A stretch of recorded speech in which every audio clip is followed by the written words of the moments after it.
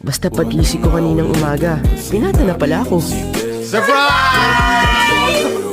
Ano wish? Wish niya na magka-girlfriend na siya. Baby pa yan ako, no? Huwag ka nag-ahit. Wala ka pa naman bigote yan. Meron po, parang daw ko nga kumakapal niya. Nay, mauna na po ako ah. Alas 10, nandito ko sa bahay. Baka pwede ko alas 11. Alas 10. Makakalimutan ka kaya. Opo, Nay. I love you. Ayos na siya. Siguro naman kahit pa paano, natanim niya sa isip niya kung ano tama at mali.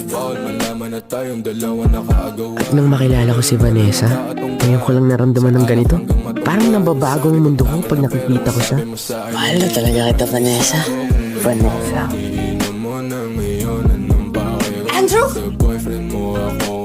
Anak, alam mo, naiintindihan ko naman yung pinagdadaanan mo eh. Kaya lang, hindi ibig sabihin nun, kung ano yung nararamdaman mo at kung anong gusto mong gawin dun sa babae, pwede mo gawin. Yun ang mali.